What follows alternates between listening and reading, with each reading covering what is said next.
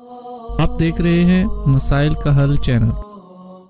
वस्सलाम अला मन ला नबिय्य बाद अम्मा बाद क़ाल अल्लाहु तबारक व तआला फ़िल क़ुरानिल मजीद अऊज़ु बिल्लाहि मिनश शैतानिर रजीम इन्ना इद्दतश शुहूर इंदल्लाहि इस्ना अशरा शहरन फ़ी किताबिल्लाहि यौम ख़लक़स समावाति वल अर्ज़ मिनहा अर्बअतुन हुरुम ज़ालिका दीनुल क़य्यिम फ़ला तज़लिमू फ़ीहिन्ना अनफ़ुसकुम।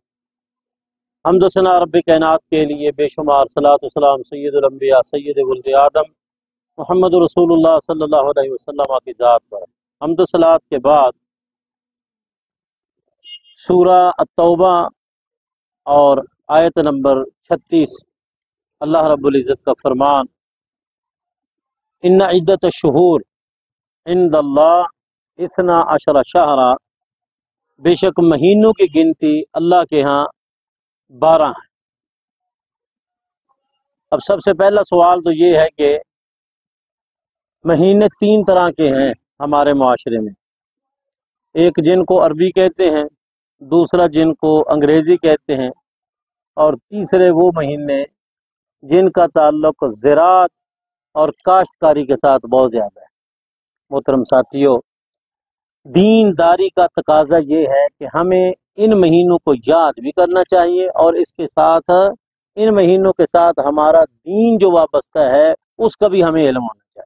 तो आइए इन 12 महीनों में से 4 महीने जो है ना वो हुर्मत वाले हैं। अगर मैं अभी आप में से एक एक को खड़ा करके पूछता जाऊं कि ज़रा वो 4 महीने हुर्मत वाले बताएं तो मेरे ख्याल चंद एक बंदे निकलें, बाकी आप में से भी किसी को पता नहीं होगा। क्यों कि हमें इससे दिलचस्पी नहीं है, और वही नौजवान वाली बात कि हमने इसकी तरफ कभी तवज्जो नहीं दी।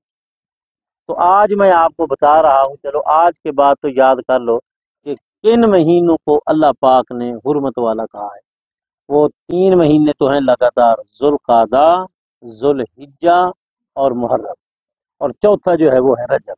3 तरतीब से हैं, ज़ुल्क़ादा 11वां, ज़ुल्हिज्जा 12वां, मुहर्रम पहला और 7वां रजब। ये 4 महीने इनको हुर्मत वाले अल्लाह पाक ने। ये लंबी तफसील है कि इनको हुर्मत वाला क्यों कहा गया। आगे रब्बे कायनात ने फरमाया फला तज़लिमू फ़ीहिन्ना अनफुसकुम, इन महीनों में अपनी जानों पर जुल्म न करो। वैसे तो जुल्म 12 महीने ही हराम है, 12 महीने ही नाजायज है, लेकिन ख़ास तौर पर इन 4 महीनों में तो अल्लाह पाक ने ख़ास तौर पर कहा है कि इन 4 महीनों में अपने ऊपर जुल्म न करो। याद रखें, एक जुल्म का ताल्लुक है अल्लाह के साथ, एक जुल्म का ताल्लुक है मोहम्मद रसूलुल्लाह सल्लल्लाहु अलैहि वसल्लम के साथ, और एक जुल्म का ताल्लुक है अल्लाह की मखलूक के साथ। ना हम वो जुल्म करें जो जिसका ताल्लुक अल्लाह की ज़ात के साथ है, और वो क्या है, इन्न शिर्क लज़ुल्मुन अज़ीम, बेशक शिर्क जो है वो जुल्म अजीम है। तो इन महीनों में ख़ास तौर पर वैसे शिर्क ममनू, और इन महीने में तो ख़ास तौर पर शिर्क की बू भी नहीं आनी चाहिए। और दूसरा रसूलुल्लाह सल्लल्लाहु अलैहि वसल्लम के साथ जुल्म क्या कि नबी सल्लल्लाहु अलैहि वसल्लम की इत्तिबा और इताअत फरमा बरदारी ये करनी चाहिए। अगर कोई नाफरमानी करता है तो ये जुल्म भी है और ये ज़लालत, ये जुल्म भी है और ज़लालत भी है। और तीसरा अल्लाह की मखलूक के साथ, अल्लाह की मखलूक के जो हुकूक हैं उनको पूरा करना चाहिए। आज हमारी सूरत हाल ये है, अल्लाह ताला हमारी हिफाजत फरमाए, आमीन। 5 वक्त का नमाजी है, हर साल उम्रा भी करता है, लेकिन लोगों का जो लेन देन है वो नहीं करता, जिसके देने हैं ना वो नहीं देता।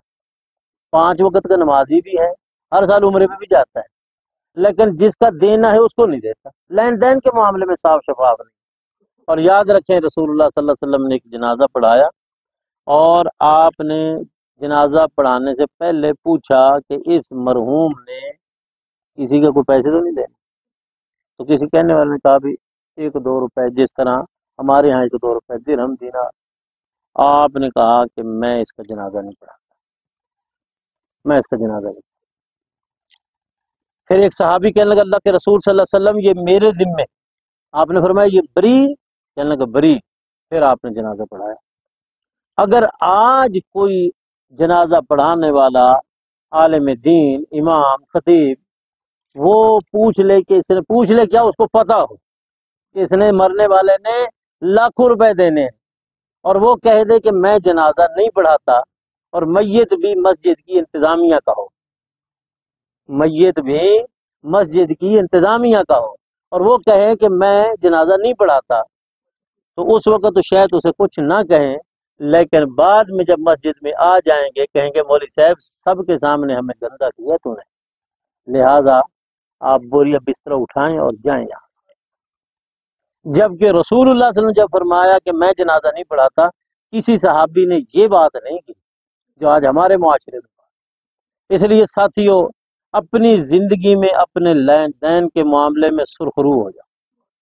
مرنے کے بعد آپ کی اولاد آپ کی جائیداد بانٹے گی، آپ کی جائیداد جن کا آپ نے دینا ہے، جس اولاد کے مستقبل کی بنانے کی خاطر آپ مقروض ہو کے مر رہے ہیں، اس اولاد نے آپ کے مستقبل کے حوالے سے کچھ نہیں سوچنا کہ آپ کا مستقبل آگے کیا ہوگا، اس حوالے سے نہیں سوچنا۔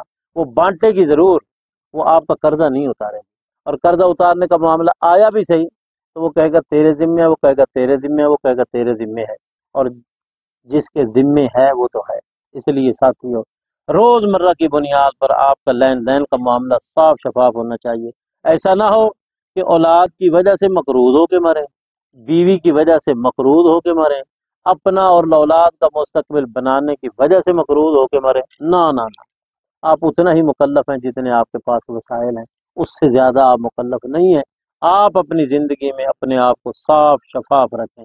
تو مہینوں کے حوالے سے نہ اللہ کے ساتھ ظلم، نہ رسول اللہ صلی اللہ علیہ وسلم کے ساتھ ظلم، نہ اللہ کی مخلوق کے ساتھ ظلم، اس ظلم سے اپنے آپ کو بچانا ہے۔ ظلم کا معنی یہ ہوتا ہے وضع الشیء لغیر محلہ، کسی چیز کو اس کی جگہ پہ نہ رکھنا، یہ ظلم ہے۔ اللہ کو اللہ کا حق نہ دینا، یہ ظلم۔ رسول اللہ صلی اللہ علیہ وسلم کو رسول اللہ صلی اللہ علیہ وسلم کا حق نہ دینا، یہ ظلم۔ اللہ کی مخلوق میں سے اس کو حق نہ دینا، یہ ظلم۔ بڑے کا احترام نہ کرنا، یہ ظلم۔ چھوٹے کے ساتھ پیار نہ کرنا، یہ ظلم۔ اور اسی طرح اپنے بیوی بچوں کے حقوق کا خیال نہ رکھنا، یہ ظلم۔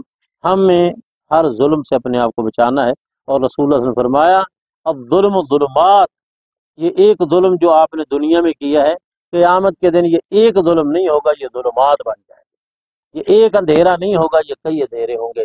اس لیے اللہ تعالیٰ نہ ظلم کرتا ہے اور نہ ہی اللہ تعالیٰ ظلم کی اجازت دیتا ہے، بلکہ اللہ نے اپنے اوپر بھی ظلم کو حرام قرار دیا، اور اللہ تعالیٰ نے مخلوق پر بھی یہ حرام قرار دیا کہ کوئی کسی کے ساتھ کیا کرے، ظلم کرے۔ اللہ تعالیٰ ہمیں ہر قسم کے ظلم سے محفوظ رکھے، آمین۔